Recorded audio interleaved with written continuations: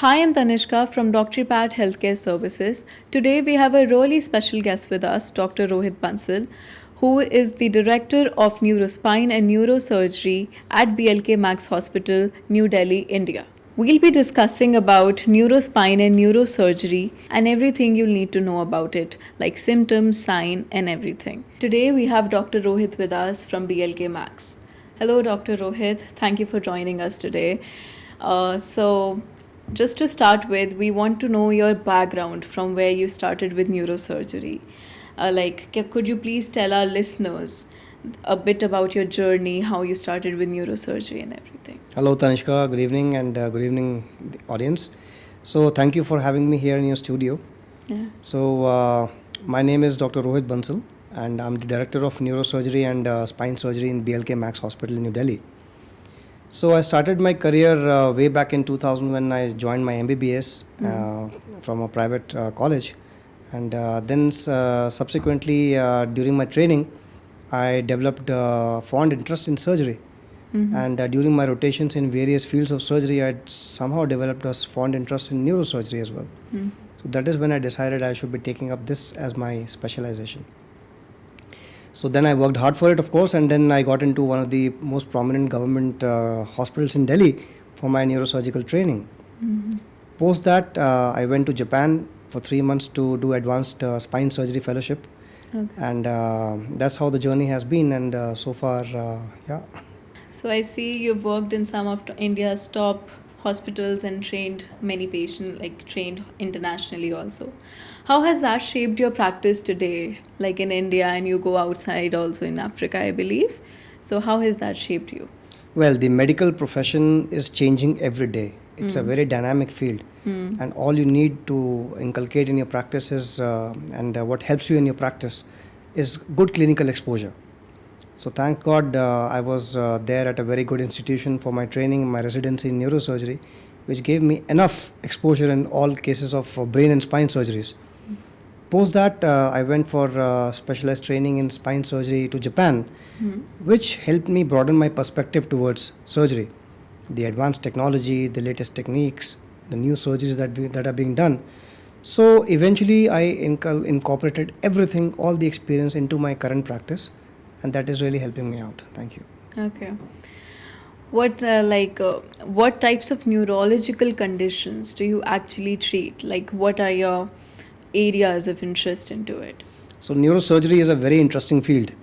So neurosurgery basically comprises of the problems related to brain as well as spine.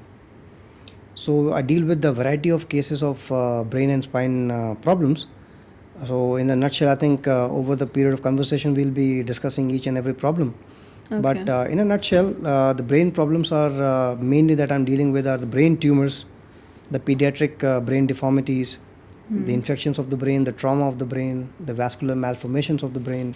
There are a plethora of cases which and we deal with. this includes the spine also, Of right? course, of course. So, like, what is spine generally? So the spine diseases are also multiple.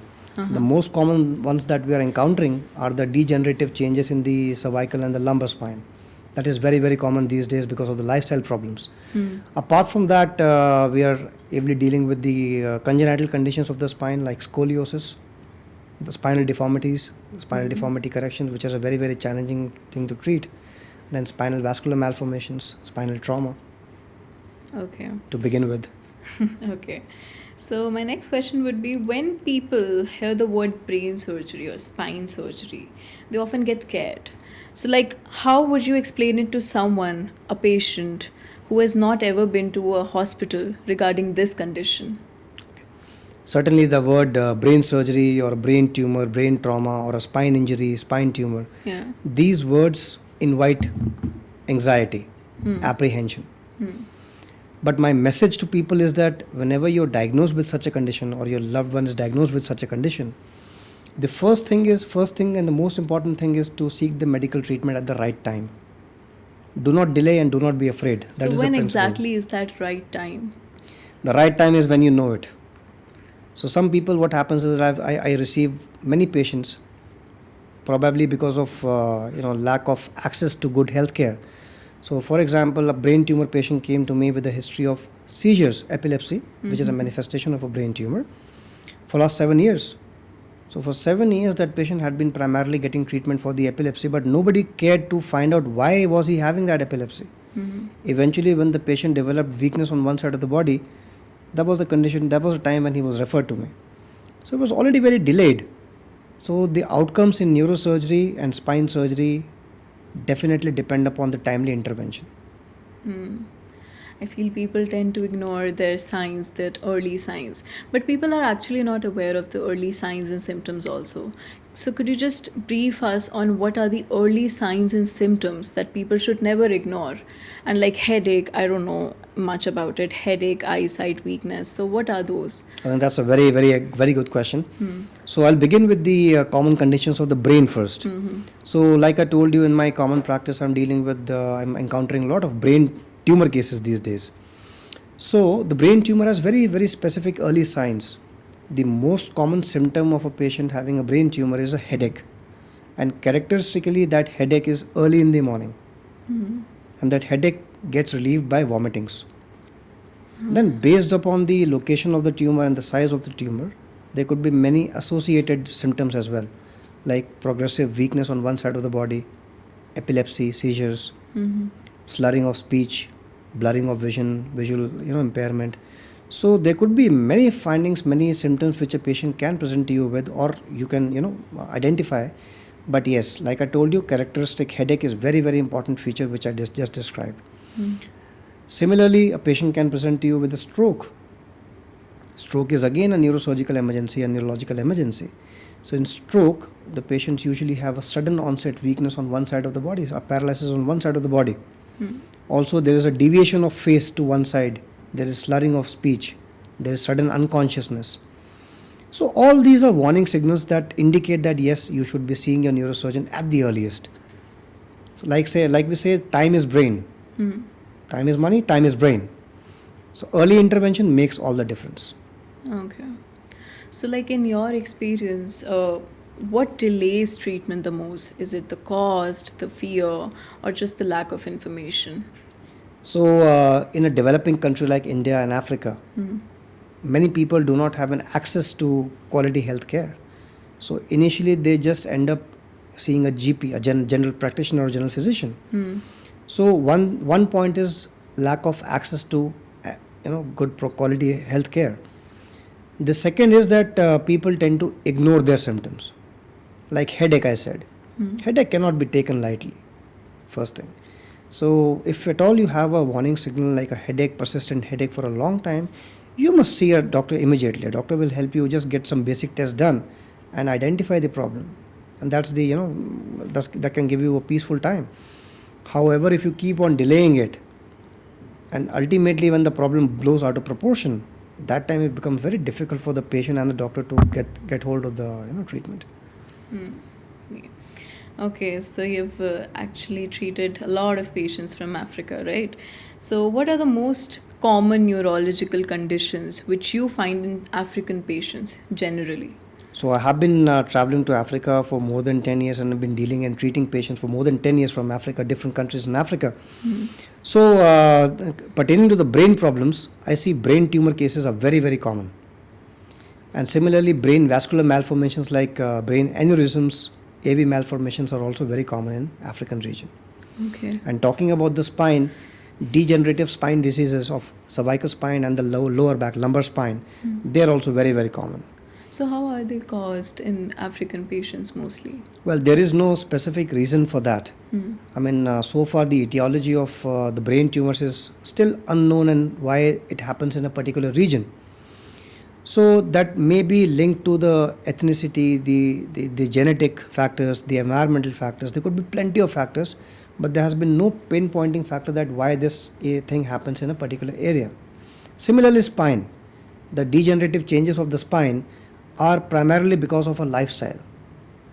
So if a particular set of population has a bad lifestyle, definitely in that subset of the population, the lifestyle diseases like degenerative spine disease is very common. Okay. Yeah. So like what in general lifestyle are you talking about? Well, these days youngsters and most of the other people are having a sedentary lifestyle. The screen time has increased beyond permissible limits.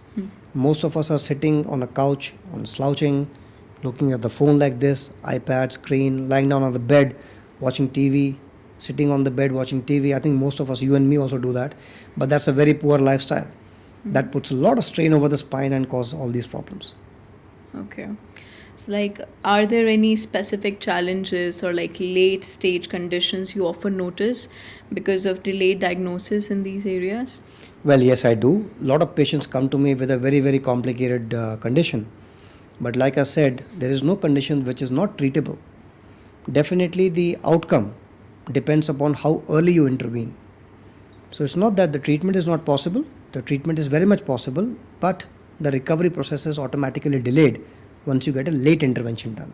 That is why I'm saying whenever you have any symptoms, do not be afraid and do not delay. Could you share your experience from the patient of Africa only, who came with this like severe condition of neurological condition, and the recovery was great. Like it was a really complex surgery for you, but you didn't expected that person to. Well, or there, the patient. thank you again Yeah. for bringing that to my memory, because that is something very dear to me. Yeah. It is a life-changing experience for somebody. Hmm. So, of course, I get many complicated cases from African region, and from all parts of the Africa, in fact. And recently, I'll just quote a case which I operated recently. So there was a young 23-year-old girl from Malawi, and she came to me with vision loss. So 23-year-old girl with a complete vision loss, and the doctors there were treating her for last 6 months for some eye problem. So when she came to me, when I examined her, I said, no, this problem is not because of the eye. So I got a basic investigation done and found out that she was having a large brain tumor. So the brain tumor was directly compressing upon the nerve of the eye that was causing the blindness. Hmm. So fortunately, the nerve was not dead. So we still had a chance because it was delayed beyond 6 months. So I counseled her that yes, you need to undergo a surgery. And being a 23-year-old young girl, she was very apprehensive. So I counseled her, I comforted her, and I told her that this surgery is possible through minimally invasive approach. So we did this surgery through the nose, through the endoscopy approach, and the tumor was completely removed, and the tumor came out to be a benign tumor, that is non-cancerous tumor. And her vision, within 2 weeks, it came back to normal. So that was a miracle. That was a life-changing experience for her and as well for me. So yeah, that's how the life of a person changes. Great. So, like, what's the timeline of that tumor to grow? Can you just throw some light on it, that tumor to grow, because if we tend to ignore the early symptoms also for 2-3 months till the time they're not picking on us. So, like, what is that timeline? Because you said 6 months are delayed. So, how it was delayed for 6 months, people do not even care to think about it for months.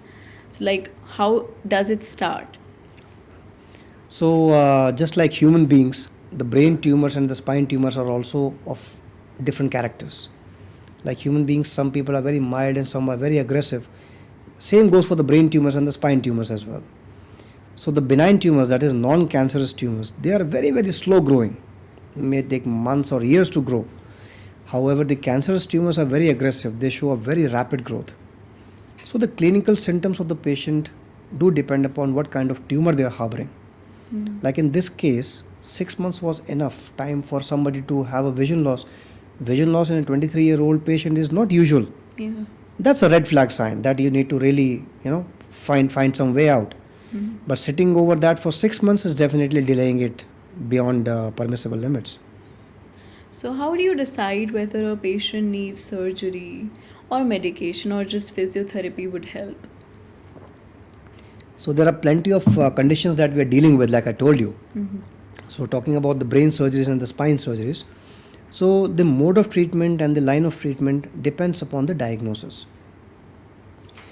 Suppose talking about the brain tumors, most of the brain tumors require surgery.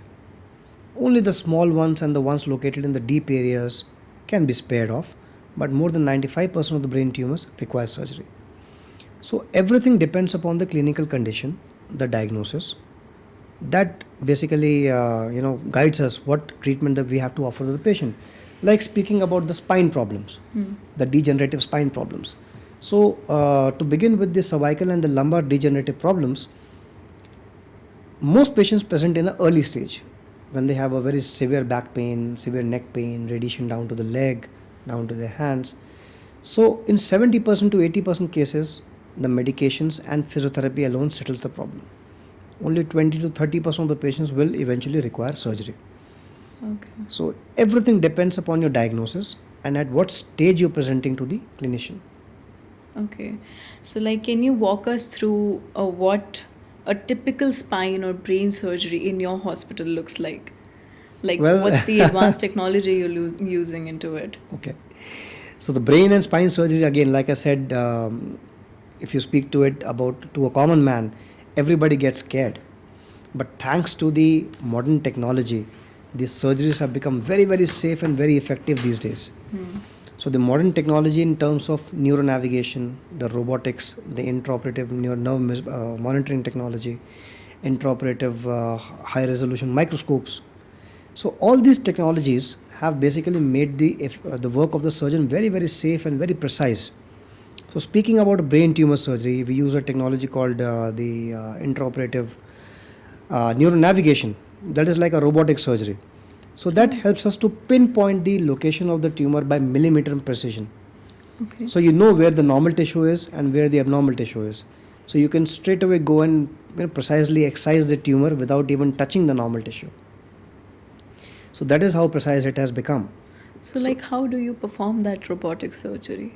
So that is very simple. First you have to make an MRI, you have to diagnose the brain tumor. Suppose you say it is located in this area of the brain. This is the temporal area and the left side is very important area of the brain. Okay. So you don't want to fiddle around with the normal tissue because it can give you a lot of deficits like memory loss, speech deficits and so many things. So in that case, what we do is we have a computer robotic system, the navigation system. We feed the MRI of the patient into that machine. Okay. And that machine calculates and tells us all the localization with respect to the normal brain tissue, where exactly is the tumor, so that you can precisely enter that particular territory, that particular corridor you can take, and you do not even touch the normal brain tissue and precisely excise the brain tumor. Okay. And it even gives you the real-time intraoperative indication that how much of tumor you have excised and how much is remaining. Like in earlier times, people used to just remove the brain tumor and they never knew how much I have removed. But with this particular technology, you can mark the tumor boundaries before you even start the surgery. So it is giving you a real-time indication where you are and how much depth you have removed and what percentage of the tumor you have removed. Okay. So that has shortened the stay in the hospital. The recovery time has become very less and people are recovering fast and going back home very early. Like, people get scared hearing about the robots, that a robot will do the surgery. So how will you convince a patient that we're going to do a robotic procedure on you if a patient is not comfortable with this process? Well, first of all, I want to tell you that there is that's a good question. So in fact, a patient asked me that question: if the robot is doing the surgery, why do we need to come to you? Yeah. let me see the robot. So what we need to tell you is that robot is a very generic term. Robot is a very umbrella term. Robot is basically artificial intelligence, the technology that we are using in different forms. The robotic surgery for the spine is different, the robotic surgery for the brain is different. So when I speak about the robotic surgery for the brain, it is nothing but neuronavigation, the technology which is helping me localize where the tumor is and giving me the intraoperative localization. So robot or artificial intelligence is just a tool to assist a surgeon. It makes my work easier, just like a tool in my hand. Okay, so it is ultimately the surgeon who performs the surgery. The robot doesn't perform the surgery. Okay. Okay. So, like, what's the average recovery time for someone who undergoes a major neurosurgery? And, like, can they return to normal life in, like, how many weeks, how many months? So like I said, with the incorporation of all these modern tools and technologies, the average length of stay in the hospital has dramatically reduced now. So speaking about the average brain and spine surgeries that we are doing in our hospital, the average length of stay in the hospital is about 4 to 5 days. Okay. And the patient is discharged on day 4 or day 5 of the surgery. And subsequently on day 14 of the surgery, we tend to remove the stitches and the patient is fit to resume his duties and go back home. So 2 weeks is the maximum time when the patient needs to recover from this illness. Brain and spine both I'm talking about. Okay. It's like Indian hospitals today are known for advanced technology. Like, so what tools or techniques apart from robotics also, and you have a brief knowledge about it, I believe. So techniques do you use in your surgeries to improve the outcomes? Well, the most important tool the Indian hospitals have are the Indian surgeons. So, jokes apart, but yes, Indian hospitals, the healthcare in India has come a long way. Hmm. So, from 2005 to 2025 now, the hospital and the infrastructure, as per the healthcare data, the hospital beds have nearly become 10 times, and the infrastructure has become top notch.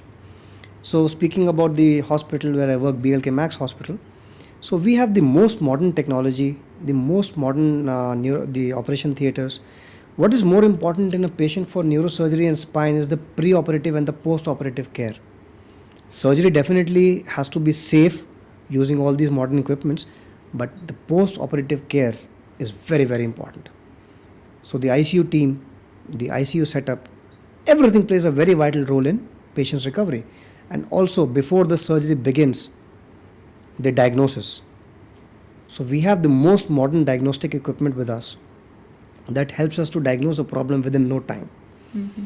Like for example, I'll tell you a patient was referred to me from Africa with a history of epilepsy.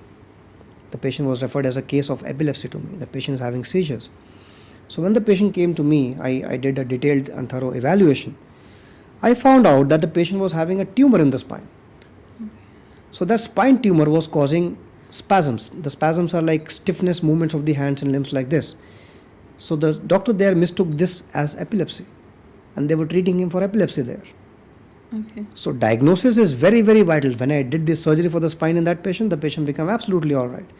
So it's very important to first catch hold of the problem. Catching hold of the problem again requires most advanced diagnostic tools that we are utilizing in our practice. Okay. Then comes the surgery, which I've already spoken about. And after the surgery, it's the post-surgical care, the ICU, the post-surgical critical care anesthesia team. So everything plays a very important role in the management of the patient. Great. Okay, so for someone watching this podcast from Africa, how would you convince them that the quality of surgery and patient, like, and the doctors, is much better in India than in Europe or USA? Like, how would you convince them to come in India and get their surgery done? Everyone wants a good healthcare, so yeah. Well, I that's a would myth say that also. all doctors are good. All across Yeah. the globe, all doctors are good and competent. Somebody who's a neurosurgeon cannot be, anybody, just anybody. Mhm. So anybody who's treating the brain and spine disorders, be it in America, Afghanistan, or wherever, the person is definitely much more qualified and skilled for sure. It is only about the environment which we are working in that makes the difference in the results. Like I told you, before surgery, during surgery, and after surgery. These are the three aspects that decide the outcome of the patient in the surgery. So if you can work upon these three factors, this is top of the class in US, Europe, Africa. Even in Africa, some countries, I've been to Ghana and many countries where I've seen the infrastructure is very, very good. But ultimately the infrastructure along with the surgical skills, that makes all the difference. But the only difference between US and India is the cost. The cost of the treatment, I think, is less than 1/10 when you come to India compared to what there is in US and Europe. That's a lot. Yeah, that's a lot. Plus the waiting time for the surgery. In India, the things are very quick. The patient comes to us in the OPD, the next day we get the investigations done, and the third day we are admitting the patient for the surgery. On day 4, the surgery is done. So it cannot be this quick anywhere else in the world. So that again depends upon the infrastructure, that how much volume that you can handle. Yeah. Okay. So, like, on average, how long the patients stay in India for their treatment, and how many follow-ups do they get to do with you, like, after the surgery? So like I suggested that most patients on an average require about 4 to 5 days of stay in the hospital. Average is about 5 days. And within 2 weeks, we are good to send the patient back home. So during those 2 weeks, after 2 weeks of the surgery, we call the patient back for getting the stitch removal. In case of a brain tumor patient, we get the biopsy report and discuss the biopsy report in further course of action. So in between we have 2 or 3 consultations after the discharge, and once the patient is fit to go back home, then we do a follow-up after 6 months. So you And- do the follow up by going to the Africa itself, or they have to come back to India for that? That's again a very good question, because like I told you, I've been traveling to many countries in Africa. So I usually plan my trip once in a quarter to most of the countries. So either if I'm traveling, I inform all my patients that I'm coming to this country, so they can come and see me there, or else they can come back and see me after 6 months. So Okay. I think I maintain a good connect with my patients, and they all have my number, and so they can definitely get in touch with me. So usually we never lose touch. Even if they get okay, they keep sending me their well wishes and their message that they're doing good. Okay, so we're going to quickly just go through the myth busting area, right? So there are a lot of myths out there for brain and tumor surgery. So, like, I have some questions which we've got from the audience itself. The first one would be: is it true that brain surgery always leads to memory loss or paralysis? Well, that's a very good question, because most of the patients who have to undergo brain surgery are very apprehensive and concerned about these symptoms and the side effects of the surgery. But like I told you, the brain surgery is very sensitive and very beautiful surgery. If you respect the brain tissue, it will respect you back. So with the use of these modern technologies, we have made this surgery very safe and very, very effective. So we know millimeter by millimeter precision which area we are entering into. The risks, the complications can happen in 1% of the people. That is documented. But in most of the cases, the operation is safe. And the aim of the operation is to make it safest, most effective, safe surgery. Okay. So yes, so most of the cases, the paralysis, the weakness, the speech loss, it doesn't happen. It doesn't. Okay. So, do spine surgeries make people dependent on someone forever? Again, no, that's a myth, because earlier it used to happen that after the spine surgery, complicated spine surgeries, people were advised bed rest, and the recovery used to take months. But like I told you, with the advent of modern technology, these surgeries have become minimally invasive. A robotic surgery is a minimally invasive surgery where you get a very small scar and you do a maximum decompression and fixation of the spine. And you do the surgery today, the next day the patient is walking, and day 4 or day 5 you discharge the patient. Okay. So the patient doesn't have to be dependent on someone. The most important factor in a brain and spine surgery is the timing of the surgery. How soon you present to the doctor, how soon the symptoms are picked up, and how soon we do the surgical intervention. Great. Okay. So, like, can a patient travel back to their home country within a few weeks of surgery, or does it take months? Well, most patients that we have been treating here, who come from the African region or some other parts of the world, they travel back within 2 or 3 weeks time. And well, in some cases where the brain tumor turns out to be a malignant one, that is a cancerous one, in that case we may have to follow it up with the adjuvant therapy like radiation therapy and chemotherapy. For that they have to stay another 4 weeks in India. But the recovery from the surgery is maximum for 2 weeks. Okay. Maximum 2 weeks. Maximum 2 weeks is recovery time from the surgery. Okay. And majority of the patients travel back within 2 or 3 weeks. So, how do you follow up with them? Like, within the week, or just after the surgery you follow up with them? So then when they have to visit you again after post-surgery? Post-surgery, yes. So soon after the discharge, on suppose I operate the patient and discharge the patient on day 5 of the surgery, then we call them back after 1 week from the date of discharge. Okay. And just before they're flying back to the country. So we have 2 follow-up visits before they fly back to the country. Okay. And the next follow-up, depending upon the condition, is between 3 to 6 months. In most cases, we do a teleconsultation. And like I suggested, I travel to Africa. Yeah. And some patients also prefer to come to India. Okay. So we never lose the connect. Okay, so what makes a good candidate for neurosurgery? Like, and when is it too late for them? So like I suggested, the brain and spine surgery is a life-changing event for any patient. To make the surgery more safe and more effective, the patient selection is very, very vital. The surgeon has to be very, very sure that this patient requires surgery and this patient does not require surgery. So whenever I'm choosing the patients for the surgery, it is very important for a surgeon to know not when to operate, but more importantly, when not to operate. Okay. It's very important to know when not to operate. So not every patient requires surgery. So it's very important to carefully choose the patient where the surgery is indicated and where the medical management is indicated. So that selection is very carefully done before the surgery is planned for a patient. Okay, great. So, like, what has been the most rewarding part of your career so far in neurosurgery? Well, that's again a motivation, I would say. The reward is a motivation to move forward. Yeah. And neurosurgery and spine surgery, brain and spine surgery is a life-altering event for any patient, not only for the patient but for the family as well. Huh. Like I gave the example for the young girl who came with a vision loss, her life changed, her family's life changed.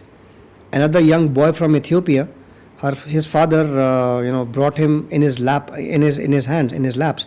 The child was unable to move his hands and legs. So when he came to me, I diagnosed that child was suffering from a spinal tumor, and after I did the surgery, within a month, the child went back walking. So the father complimented that you are his second father. So these are the compliments and the blessings of the patient that we receive after we do a successful surgery. That is a motivation for us every day. Yes. Okay, great. So, like, if you had to give one piece of advice to someone watching this podcast, so who is afraid to take the first step towards even if we know that we have to get our surgery done, we don't get it done. So what is the one piece of advice you would recommend to them that you have to get it done earliest as possible?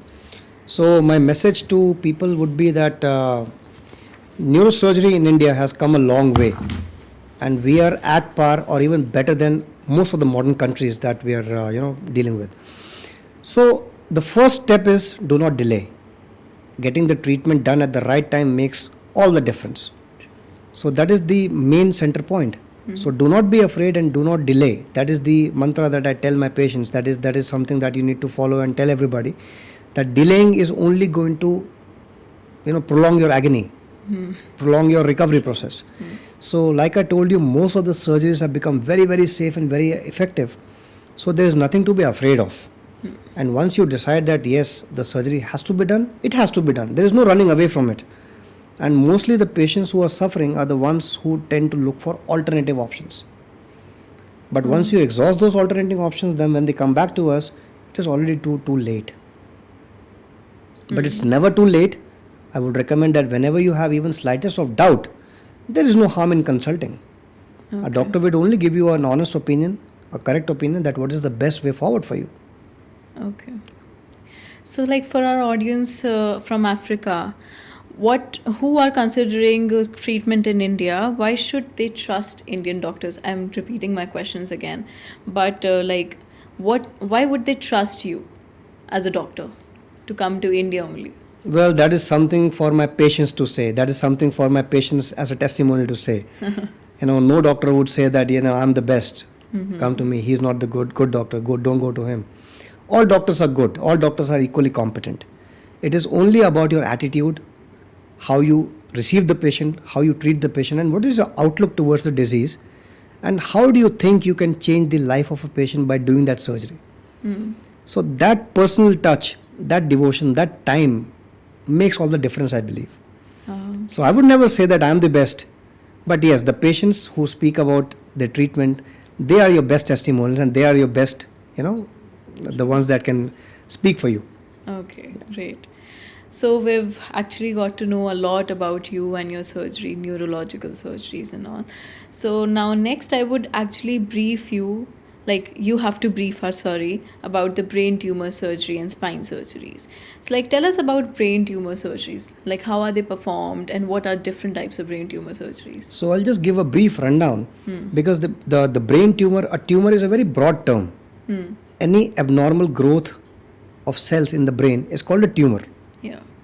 So tumor necessarily doesn't mean it's a cancer. So brain tumor is a very broad term. So good thing is about 70% of the brain tumors, 65 to 70% of the brain tumors are benign. Okay. That is, they are non-cancerous. It's only about 25 to 30% of the tumors that are cancerous. So whenever they are diagnosed, the essential treatment is the surgical treatment, which I've already discussed about. What to do when they're cancerous? Sorry? What to do when they're cancerous? Yes, I'm coming to that. So like I told you, the preferred treatment is the surgical option. So once we do a tumor resection, we send the tumor for biopsy, histopathological examination. The biopsy basically characterizes the kind of tissue that they have received, that whether this is a cancer or this is a non-cancer. Okay. Like I said, 65 to 70% tumors are non-cancerous, which means if you remove it completely and the biopsy report suggests that it's a benign tumor, that's the end of the treatment. You're cured. It's a cure. It is not the treatment, it's the cure from the roots. That's the end of it. However, unfortunately, if it turns out to be a cancerous growth, in cancers, we need to take additional steps to prevent it from coming back again. Like we have to advise radiation therapy or chemotherapy depending upon the grade of the tumor, that again is characterized by the biopsy, to plan the further course of action. Okay, great. So we've got some questions from our audience. So they want you to brief in what is refractory epilepsy and what's the treatment for it. Again, a very good question, and that is one area which I'm really working hard on, and I'm doing a lot of epilepsy surgeries in India. So epilepsy is one condition when the patient tends to have repeated seizures, tonic contractions of the body, uprolling of the eyes. So epilepsy could be because of various reasons. Like you suggested, the audience asked a question about refractory epilepsy. A refractory epilepsy is a very difficult condition to deal with. It is when the epilepsy is not getting controlled by 2 or more medications. The treatment for epilepsy is usually started with the medicines, and in most cases we are able to control the epilepsy with medications. However, if 2 or more medications fail to control epilepsy, then this condition is called refractory epilepsy. And the treatment for refractory epilepsy is also possible through surgery, the epilepsy surgery. So there is no other medication or physiotherapy. Medicines have already failed for epilepsy. Yes. So in cases where the medications have failed, we go in for the epilepsy surgery. But again, the candidate for the surgery has to be very, very carefully chosen. And the epilepsy surgery is a very highly specialized neurosurgery, which requires a lot of equipment, a lot of setup, the entire teamwork, the neurophysiologist, the neurologist, everybody has to work together as a team. And we perform these surgeries after carefully choosing the patients, and it has got excellent results. Okay. So like, what is Parkinson disease? This is the other question, most common one. What is Parkinson disease and what's the most modern treatment for it? So Parkinson's disease, again, I think that is again my area of interest. So Parkinson's disease is an advanced neurological disease. It is caused by a depletion of a chemical called dopamine in the brain. Okay. So the levels of dopamine keep on depleting in the brain, and that produces a lot of symptoms in the patients like tremors in the hands, rigidity, slowness. Eventually it is a progressive, like I told you, it's a progressive disease, which means every day the dopamine levels are depleting in the brain, which is producing these motor symptoms. So with time, the patients get into depression, they get into repeated tendency to falls, and it severely affects your quality of life. By Parkinson. But that disease, yes. So to counter the effect of depleting dopamine in the brain, we tend to give dopamine by medications. Okay. So every day the dopamine levels are deteriorating, you are pushing the levels by giving the tablets. There is a stage when the dopamine levels are so low and the dosage of the medication is so high that the medications are not able to balance that effect, and the medications themselves start producing side effects like dyskinesias. That is the stage when what is called as advanced Parkinson disease, which is eventually going to come in every patient's life because it's a progressive disorder.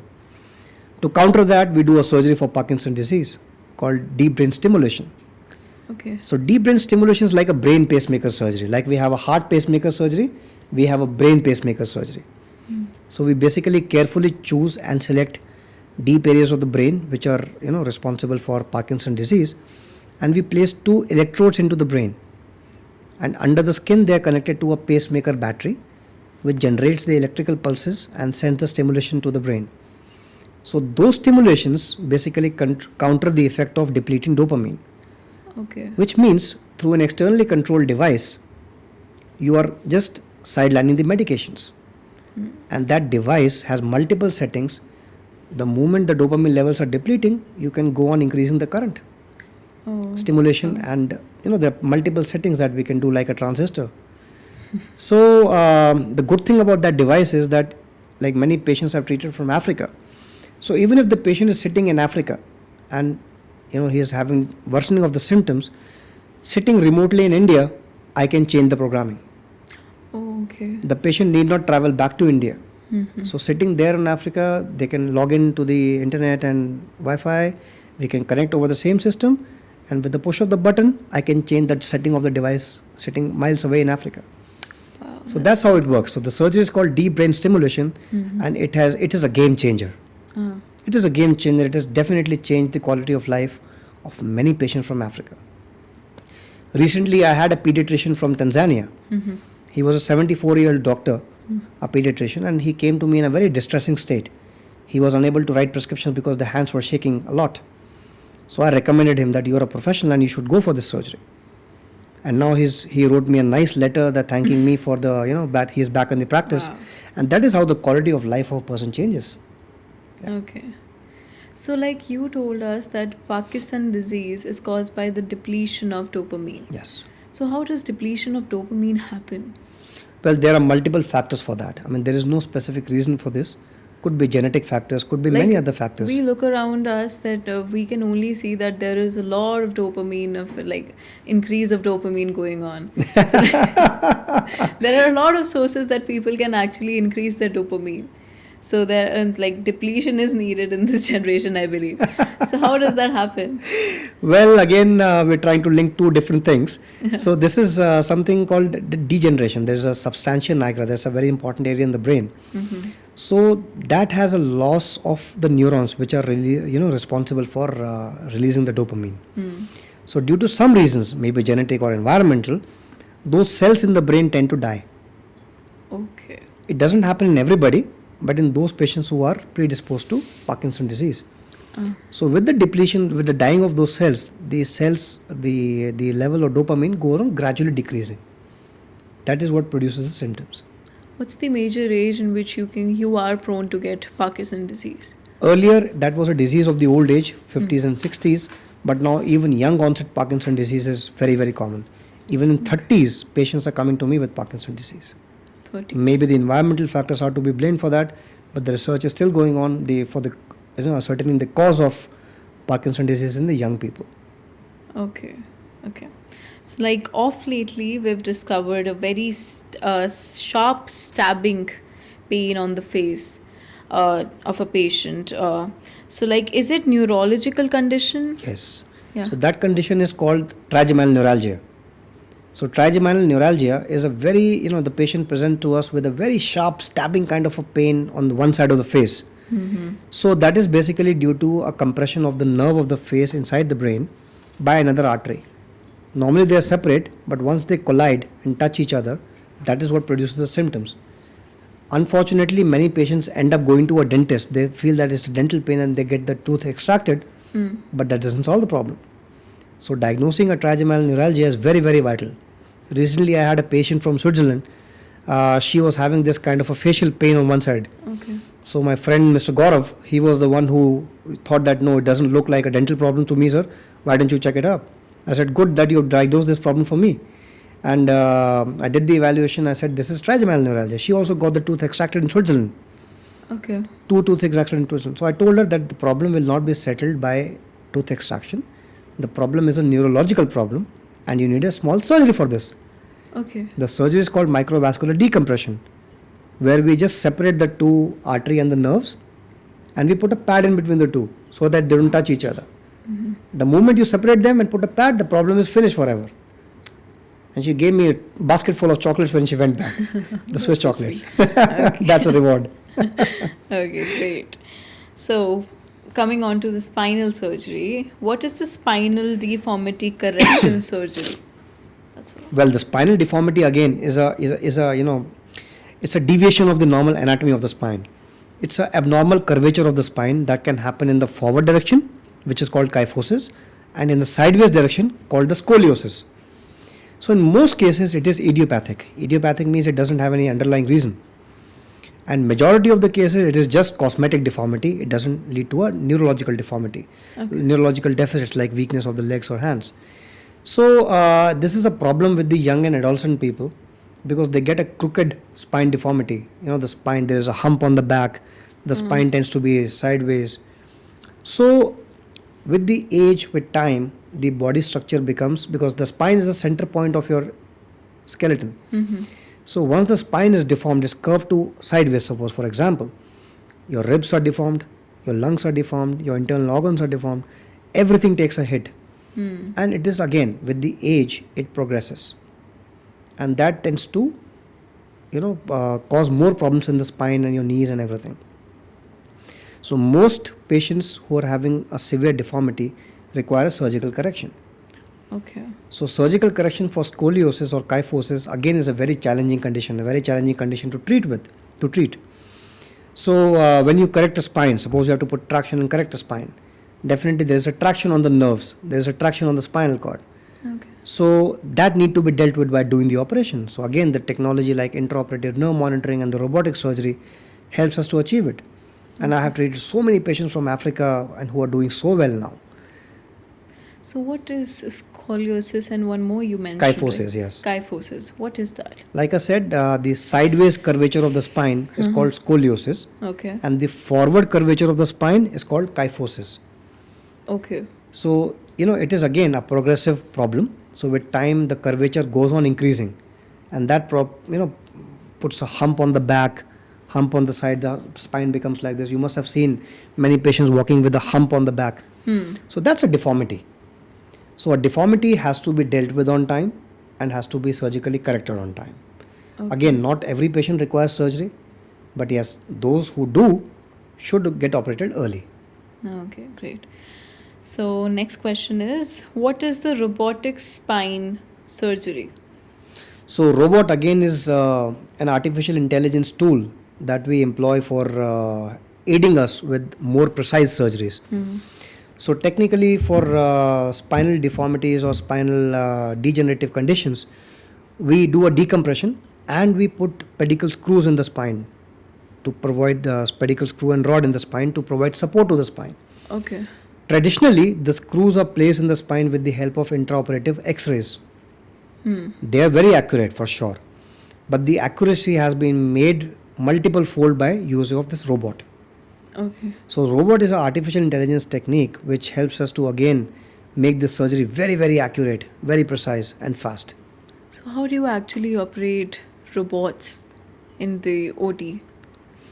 So I'll tell you, the first time I operated a robot, it was actually a robot operating me. It's basically a learning curve. So it's a technology, like you learn to drive. Once you're driving a car, initially you're very afraid and you're very apprehensive, you drive slow. Similarly, when the robot was first introduced to us, it took me 8 hours to finish first surgery. Okay. So ultimately, we need to understand that it is not the robot who guides the surgeon. It is the surgeon who's dictating the robot to assist him, to aid him, to help him out with the surgeries. And once you become friends, it's quick. A surgery that usually takes 4 hours, it can be finished in 1 hour with the help of a robot. Okay, great. Yeah. So the surgery time depends on the surgery to surgery, like what sort of surgery you're doing, right? Yes, that's correct. So what's the average time for So spine surgery? so for an average, degenerative spine disease, the average surgical time is about 3 to 4 hours. But it is just like picking up your car, going from home to the market. You never know how much traffic you could encounter. It might take 5 minutes, might take 1 hour. So that all depends upon the traffic that you encounter on the way. Okay, great. So what is the congenital spine abnormalities? So the congenital means, the word congenital means by birth. So there are a lot of by birth deformities that we are encountering in our everyday practice these days, which can be again, these are more common in developing countries. So I receive a lot of patients from Africa with the congenital deformities. So when you talk about the spine, when the child grows, the spine also grows and develops. So in many patients, the spine doesn't develop properly, and the nerves of the spine, they tend to herniate and they tend to go out of the skin. Okay. And that leads to a big swelling on the back. You must have seen children with the big hump on the back and through which the nerves are herniating. So that's a very complicated case to treat with, because once you have to free all the nerves, you have to cut that hump and put the nerves back into the place. So again, treating that condition is a challenge because all the nerves are very thin and very fine. You need to identify which nerve is normal, which nerve is not normal, and then get rid of the abnormal nerve and fix the right nerve and put it back into the anatomical space. So again, the technology like intraoperative physiological monitoring helps us to make it safe and effective. Okay. Yeah. Great. So I feel that's all for today. Thank you, Dr. Rohit, for this insightful conversation. Thank you for having me here on the studio with you, and I wish to reach out to most people. And my message again to people would be that once you are diagnosed with any brain or spine condition, there is no reason why you should be afraid of. What you should be afraid of, seek the medical treatment on time, do not delay, and do not be afraid. Okay. Thank you very much. Thank you. Thank you, Dr. Rohit, for this insightful conversation. For those of you who are suffering from any ailment related to neurospine or neurosurgery and exploring good, better, and trusted options in India, our team at DocTrePat is here to guide you at every step of the way. Check out the WhatsApp number given below or visit our website doctrepat.com to get your free consultation or second party opinion right now. Don't delay the care you deserve.